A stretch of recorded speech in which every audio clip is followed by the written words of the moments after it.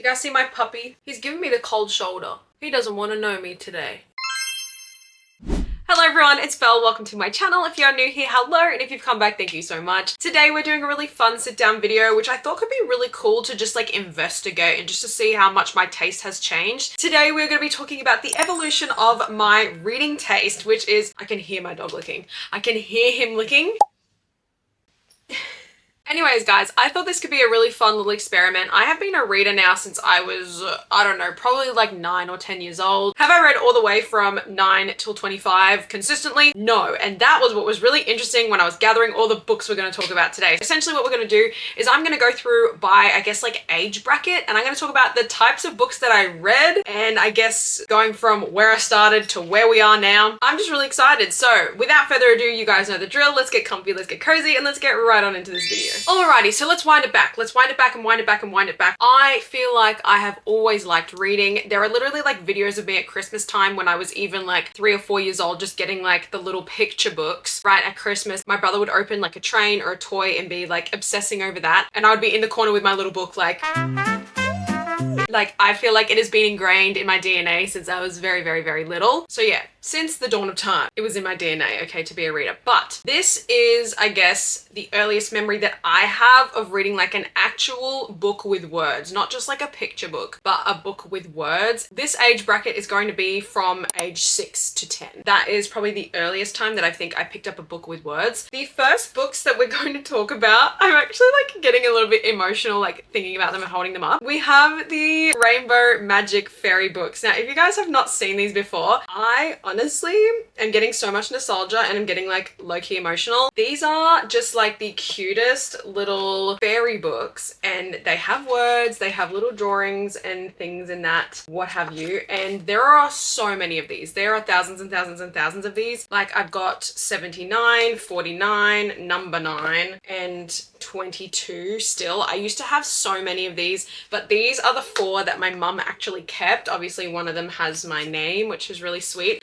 I'm pretty sure they literally made a book for every single like name ever, and they are just very, very, very sweet. All of the fairies had like different abilities and different powers. So I have India, the Moonstone Fairy, Abigail, the Breeze Fairy, Ella, the Rose Fairy, and Isabella, the Air Fairy. So it's really cool to like be holding these. And I remember, you guys, if like your name hadn't been like done in a book yet, I remember like waiting and waiting to see, because they would release these like hotcakes, and I would be waiting and waiting and waiting to see like if they would do one with my name or have one with my name. So yeah, the nostalgia is absolutely crazy. They're written by Daisy Meadows, I can see here. So yeah, these were probably the first books, like I said, that I started reading. Probably, I would like to say at 6 or 7, maybe 6 years old, potentially. So that is the first lot. And then honestly, guys, in the middle, it gets like a tiny bit hazy because I don't remember. The next like book and series that I'm going to talk about is like a very vastly different jump. But I feel like I was reading these books as I was probably in grade like 2 or 3. So maybe I was like 8 or 9 years old. And they are the Goosebumps books. I don't have any of them physically, I don't think. I used to have them. I don't know if I still do. Actually, guys, I look, wanted to see if my mum's got them on her bookshelf. No, she doesn't have them, but that's okay.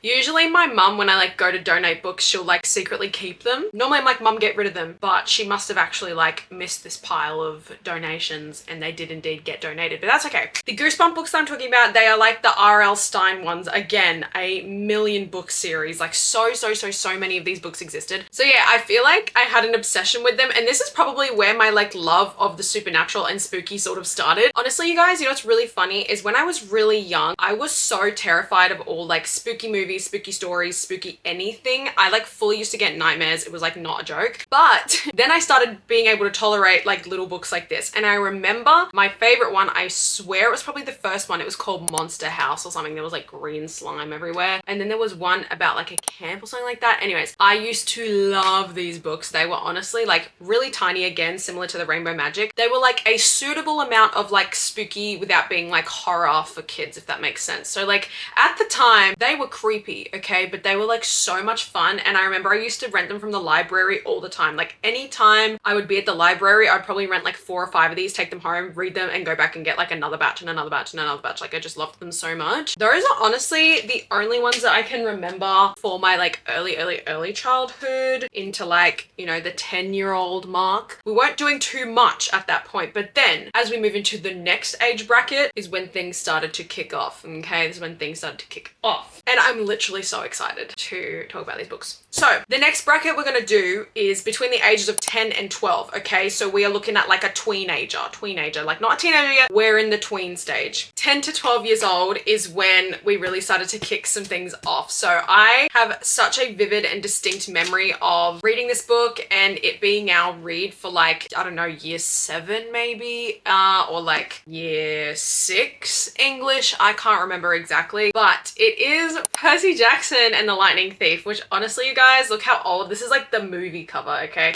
this is way before the television show was even an idea. I read this book for English class. When I tell people that this was one of the books for our English class, they were like gagged. They were like, as if that was like the book you did for English. So it was really cool. I remember reading this and just loving it so much that I literally went and bought the entire series, read that whole series within like a week or two, and then went and bought, I think it was just starting to be published, was the Heroes of Olympus. This was very much what I was reading at this time. So I was reading like young adult fantasy, dystopian vibes. Like this was sort of all I read and obsessed about for quite a long time. And I just love it. It really does hold such a high level of nostalgia. I do want to do a video for you guys where I go back and I read my like favorite childhood books, but this was definitely a Kickstarter. I remember it being a massive part of my childhood. I did love the movies, and that's where my love of Logan Lerman definitely began. Following that, I think I started doing this thing called like a reader's cup or something like that, which is essentially like within the school that you're in, at least at my school, and the schools in the same district, you would form like teams of 5 and you would all be given like the same books to read. And then what you would do is you would go to a competition and you'd be given like trivia about each of the books that you had to do, and like your team would, anyways, it's fine. One of those books was a book called Legend by Marie Lu. And guys, I feel like I've seen a little bit of talk about this, but I have not seen enough. This was so cool. I can't remember the concept exactly, but it says, he is Day, the boy who walks in the light. She is June, the girl who seeks her brother's killer. On the run and undercover, they meet by chance, irresistibly drawn together. Neither knows the other's past, but Day murdered June's brother and she has sworn to avenge his death. This was so cool. Oh my God. Guys, I was filming B-roll on another device for a separate vlog and I just left it running for like 13 minutes. Anyways, what I was gonna say was I remember really loving the first one, and then the second two were like pretty average. But again, it really shows my taste at the time when I was loving the like dystopian type of vibe, type of thing. So did that. And then honestly, you guys, I don't remember when this next book came into my life, but I actually not blame this book, but I can basically pinpoint this book as being the book that actually started my full-blown love of reading. Like I feel like before it, I liked reading, it was something fun. This is where I started to become obsessed with books and like bookish material. So one day when I was probably, I'd like to say 11. Actually, I'd like to say 12. I think I was 12 years old. I went to a friend's house and she was like, you need to watch this movie. And I was like, okay, like what is a go? And I feel like I've said this so many times, you guys. When somebody tells me that a movie is popular, that a book is popular, that a TV show is popular, I will stay away from it like it's the plague, like it's not funny. It just shows that I was like that since I was like 12 years old. I've always been like a, nah, it can't be that good, blah, blah, blah. So went to a friend's house and she was like, you need to watch this movie. I'm forcing you to watch this movie with me. I was like, okay.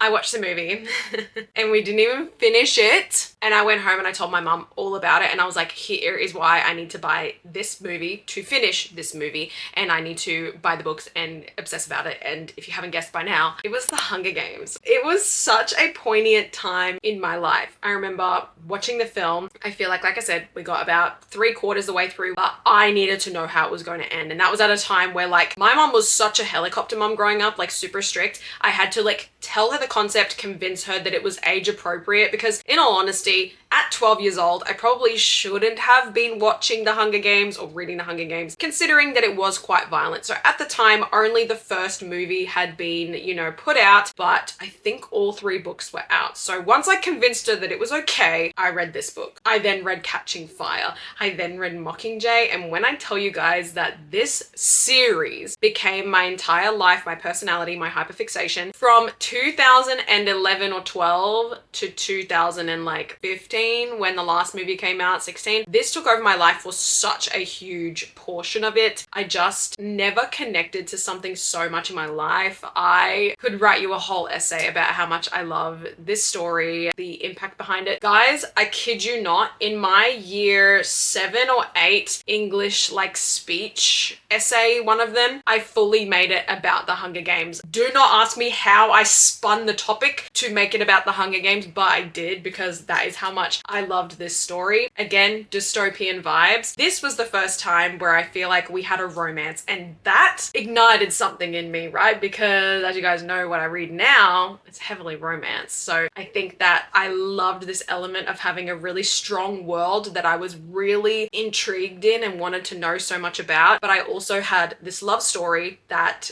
made me feral. So that is that age bracket there. Okay, next up, next age bracket. I'm so excited. Okay, this age bracket is a really big age bracket. So I've written here that this is from the ages of 13 to 17. So this is about a 4-year bracket where I just became a feral person and a feral reader. So I'm so excited to talk about these books. Okay, so the first book and the first series that I want to talk about is something that I can't exactly remember when I started these books, but they are such a huge part of my life and my lore that I actually like feel sick when I think about how I'll never get to experience this for the very first time. Like, again, do you know what I mean? Like, it really like ruined my life. When I was about, 13, 14 years old, I heard some people talking about this series called The Mortal Instruments by Cassandra Clare, and I heard it was going to be a movie. The movie was not out yet. I think I was at the bookstore, and the bookseller was like, hey, you should read these books because they're about to become a movie and they are really good. Sorry about the guy with no shirt on, it's just Jace back in the day. For those who are unfamiliar, the Mortal Instruments series is part of a massive universe called the Shadowhunter Chronicles by Cassandra Clare. So the Shadowhunter Chronicles revolve around these beings that are half human, half angel, and they rid the world of demons.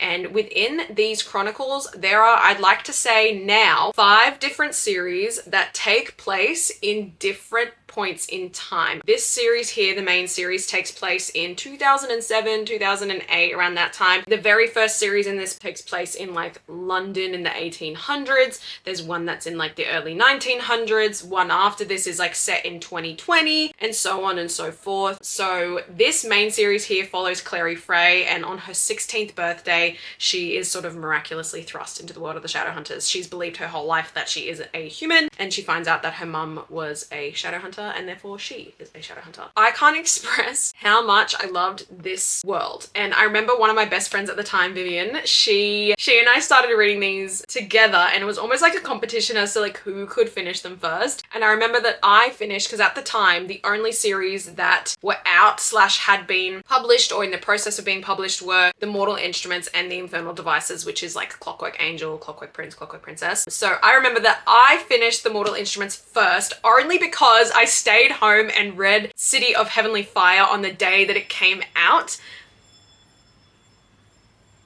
I literally like begged my mum to take the day off of school so that I could stay home and finish that book, because it was huge, okay? It was massive. But she finished The Infernal Devices first, and I remember that. There is a sense of like found family, especially in this book here, because it's such an ensemble series, I should say. There are about 6 books in this main series. I'll never forget this world, and if I was not a wuss, I would definitely have a rune tattoo somewhere on my body. I'm just terrified of needles and things like that. Give me a second. Can you please stop doing that? I'm filming. Sorry, this is really important.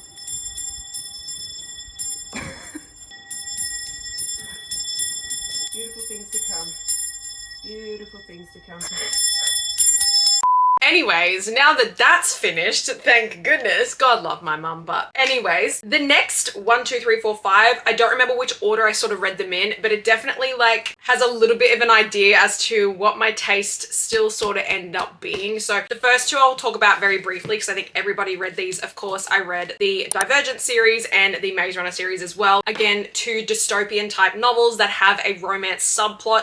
So it was feeding both elements of my intrigue. You guys can see I was wasn't really just like a straight up romance person at this time. Like I needed that fantasy. I really loved like YA, fantasy, romantasy, dystopian stuff at this time. So like those were these two here. If you haven't read these books yet, like they are just staples. And then three that I feel like don't get enough hype. The Hush Hush series by Becca Fitzpatrick. My goodness, I loved this series. This was like Fallen Angels or something like that from my memory. I really loved this series. This one definitely had like more romance heavy than the fantasy, but like I was living for it anyways. I think there ended up being maybe like 4 books in this series. I read things like Vampire Academy and things like that. So definitely liking more of my like magical creatures, mythical creatures and things like that. Of course, The Selection by Kira Cass was probably my first just like YA romance that I read around this age. For those who don't know what this is, it's almost like a bachelor style competition, but like to win the prince's hand. So this is a trilogy and I really loved this. I also just saw today that I think Fairy Loot are doing special editions of the trilogy and they look gorgeous. Will I buy them? I don't know. And then the last one is one of the most criminally underrated trilogies, but again, it's such a staple for this time in my life. It is the Revenants trilogy by Amy Plum. And again, I feel like I see nobody talking about these books. From my memory, again, it was a while ago that I read these. There are these like beings called Revenants who essentially die for people. So say if they see somebody about to pass away or going to do something they shouldn't do or blah, blah, blah, they like jump in, they die, and then they just like get reborn, like they respawn. It's like they got like unlimited lives. It was really cool. It was set in France and I just loved it. I loved the like aesthetic of it and the vibe. Like it was so good. I would love to reread these again. So highly recommend, especially like even if you right now still love to read YA romances, like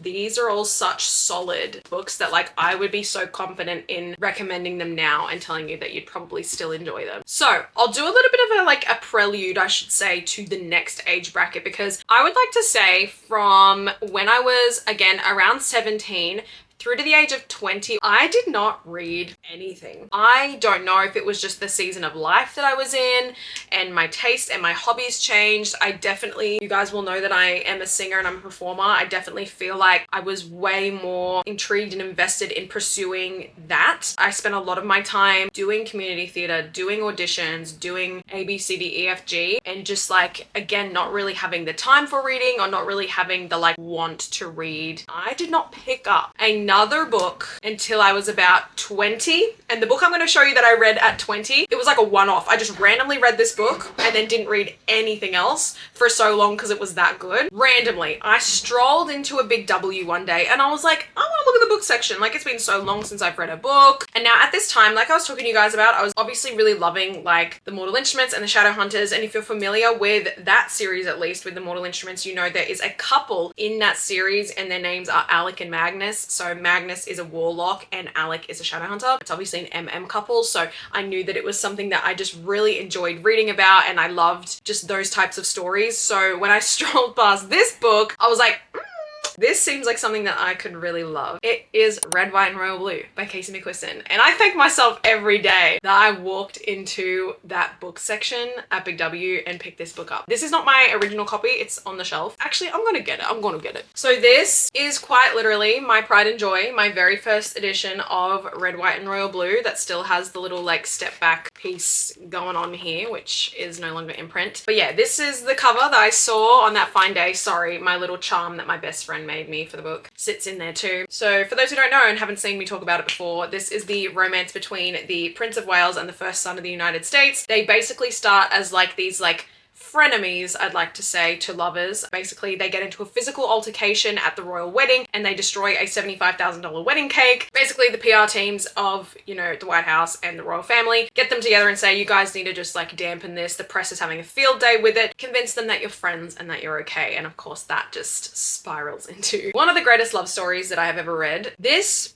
book is such a pivotal book in my mind because I read it and I was like, this is how you write a book. It had everything and still has everything in it that has like the perfect recipe of a 5-star, 6-star, infinity star book to me. It was romantic, of course. It was hilarious, but it was also so vibrant. It was so emotional. It had like friendship groups and scenes that I felt like I was there and I could see them. And it was done so well. And I formed such a massive emotional attachment to it that like, if you were to ask me, like if I could only read like 3 books for the rest of my life, or even I dare say 1 book for the rest of my life, it will be this book. I will never, ever, ever forget this book. And no matter how many times I'm gonna cry, no matter how many times I read this book, I just am reminded about how incredible it is. And it really is one of my favorite things in the entire world. That is the lone book that I read like when I was 20, and then the pandemic happened and I just need something to do. I need something to fill my days. So this next bracket that I'm going to talk about is between the ages, like I said, of 20 and 23 I've written here. So like I said, hadn't read anything. And then in January of 2022, I read this book that my best friend told me to read, and it was called Aristotle and Dante Discover the Secrets of the Universe. Wow, again, you guys can tell obviously like I was really loving the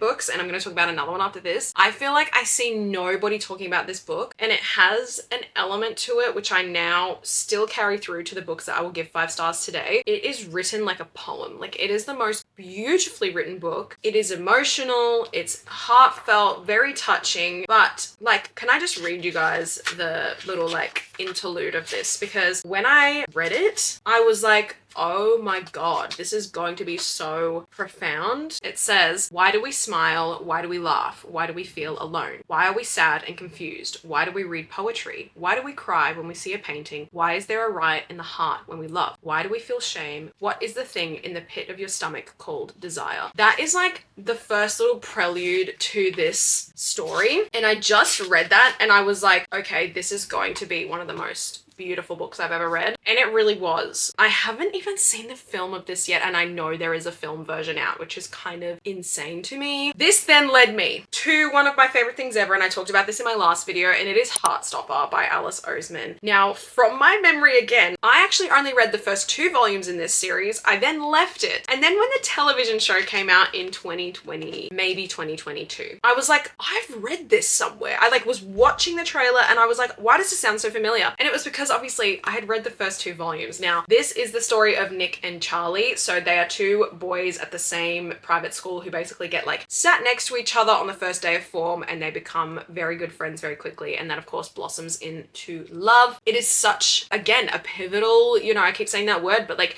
a pivotal series for me, and again became a hyperfixation. I had the leaves all over my walls. I would have like a countdown to when the next season of the show came out, when the next volume of the book came out. Like, I would literally be on Tumblr like waiting for the next post of like the next chapter of the book, because for those who don't know, the final volume of this is actually coming out next year, so it is not finished yet. There is something so important in telling these types of stories, and obviously whilst these 3 books do follow, you know, couples, there is so much representation in here, so many important messages in these books that I really do think they are pieces of literature that everybody should read, because it's such an eye-opener. Just makes you look at the world through a different lens. So from there, I think it's about a year. I would like to say I read this in 2023, and this is when things really started to change for me. So at the beginning of, I believe at the beginning of 2023 or the end of 2022, I watched Bridgerton. That is where this all started, right? And I think I've told this story a few times, that basically I watched the first season of the show after, again, my friend begged me because I was avoiding it like the plague.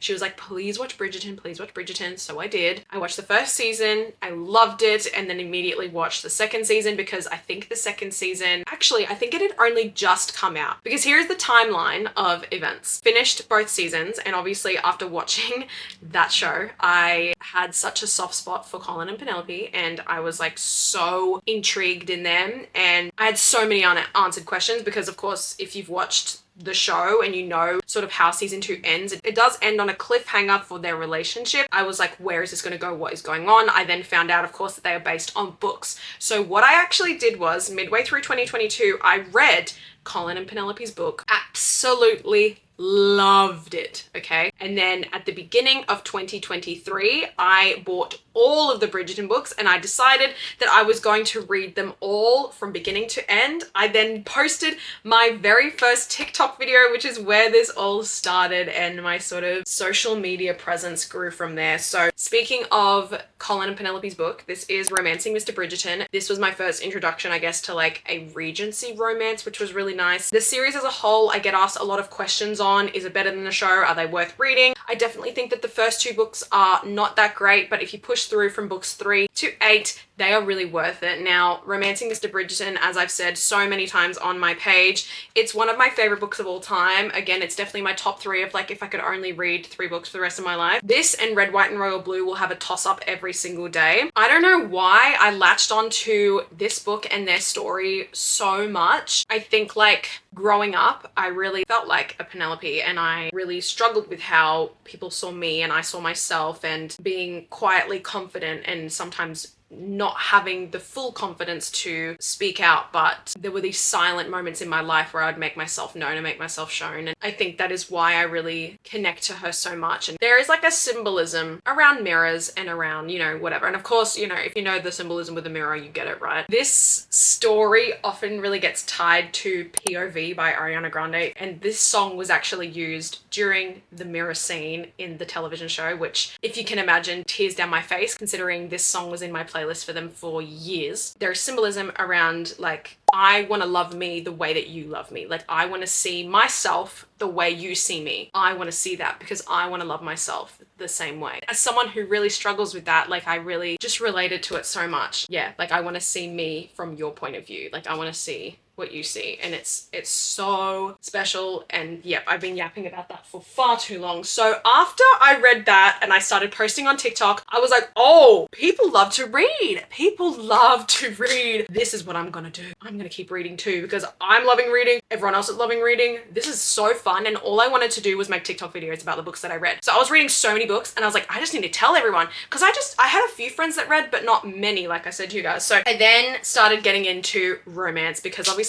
after loving that so much, I was like, romance is the way to go. So I read things like Tessa Bailey, It Happened One Summer, and I wanted the most filthy, disgusting, spiciest romance books. This is where my taste really starts to get interesting, because I liked obviously like dystopian with a romance subplot, then I liked, you know, wholesome romance, and then suddenly I was like, give me the most filthy of filthy books. I started out with fluffy things like It Happened One Summer. Then I read something like Twisted Games, which you guys know again is probably in my top 3. Again, emotional, which I loved, but so spicy. And then dip my toes into cowboy, which is where my taste really changed. I never thought I would love cowboy romance, but you guys know it's one of my favorite things ever now. I read the Chestnut Spring series, so reading Flawless by Elsie Silver. Very, very, very, very spicy books, and I was loving them and I was eating them and devouring them. And then I like dipped into the dark side. I really did. I really decided to go into dark romance. I loved a bit of dark romance around the end of 2023, early 2024. Haunting Adeline, Hunting Adeline, the Never After series by Emily McIntyre and things like that. I just really loved it. And again, like the spicier the better. I really felt like I was like waiting for spicy scenes when I was like reading, which I then realized I was like,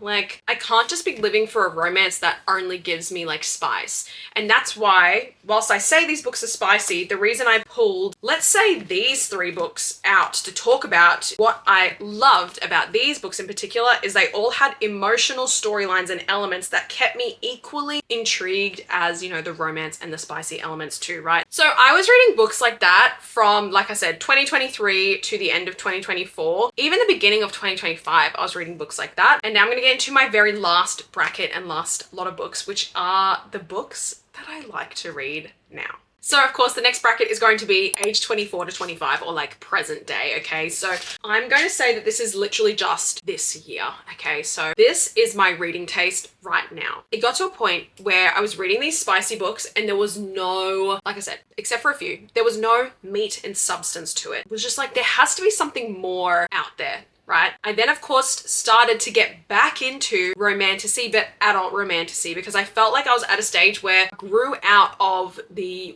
YA romance and YA romantasy. I still like YA romantasy, but I just felt like I wanted the more adult type of books. So then I started reading, you know, Fourth Wing and things like that, and that really reignited my love of the things that I loved when I was a teenager, you know, as you guys will know. And then of course I read one of my favorite series now ever, and it's one of everyone's favorite series, the ACOTAR series. This is a very special edition of A Court of Mist and Fury, which is book number 2. I don't know how long I can hold this up without my camera wigging out, because for some reason my camera doesn't like this book. This series is popular for a reason, and it is not just the romance, because everyone for some reason makes this out to be a romance heavy book. This is the first time I read a book in a series where, except for the last book, it's not spicy. The romance carried on its own. The plot carried on its own. I didn't want to do anything else with my time except read this story, because it was so addictive, and it was such a turning point in my mind to go, books don't need spice to be good. Belle, books do not need spice to be good. I actually read that series last year, so to be fair, but I was, you know, 24, whatever. These next 5 books are books that I have either read end of last year into this year, that I think now, like if you were to ask me to define my taste, this is now what it is in the recent couple of months. Okay, so if you were to ask me what my romance taste is right now, it would be a combination of these 2 books. Breaking Point by Mads Rafferty and Anything by Liz Tomforty. What I know is going to give me 5-star, you know, feelings and thoughts and what have you about a book is an emotional plotline. I'm not talking about a book that is just inherently sad for the heck of it. I love romance books that have men who yearn, Ryan Shea, Grayson Crawford, men who yearn, silent love. It's one of my favorite things to read about. I love a slow burn. I love spice. Spice is no problem. But you don't need to fill a book with spice for it to be gorgeous and emotional and really special. For me, some of the most consistent authors, you know, write books like this because they don't rely on spice as a shock factor. Don't get me wrong, I still love to read spicy books, and you guys know that, but now I don't need it, because if I have somebody yearning, if I have silent acts of love, if I have an emotional element that is done gorgeously, like, I'm there. I also have found a love of thrillers, as you guys will know, especially this year. I just love them so much. It is not ever something that I thought I would, you know, love to read, because I love horror movies, and like I said, I loved reading like spooky stuff as a kid, but thrillers now, it's not something that I saw myself loving to read, but now I can't get enough of them. I really can't. Hidden Pictures I've talked about so much. I really do think this is such a perfect staple for me, because it does blend a mystery with those paranormal horror elements, you know, creepy kid drawing pictures and things like that. It was perfect for me. So this is also a genre that I definitely want to explore more, and I definitely want to go more into horror now, because I love thrillers.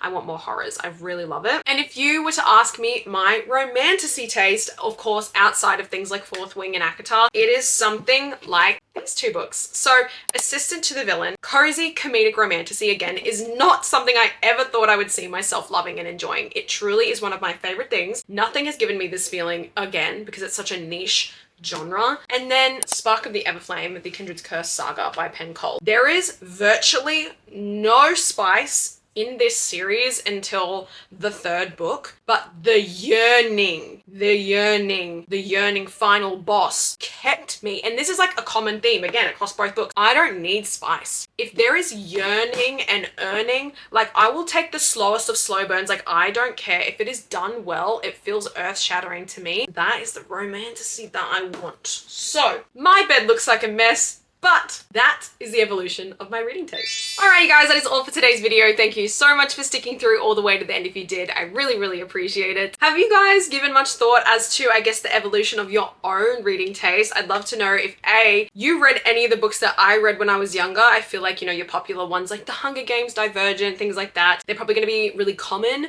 but it'd be really interesting to know if you guys have read some of the books that I really loved as well. As always, if you guys aren't already, you're more than welcome to follow me on my socials. I'll leave my handles on the screen and down in the description box. And if you'd like to, you can like this video and subscribe to my channel, and make sure that you're hitting that notification bell, that way you're notified each time a brand new video goes up. Thank you guys so much for stopping by again. I really, really appreciate it. Wherever you are in the world, I hope you are having a lovely day or a lovely night, and I shall see you guys next time. Bye!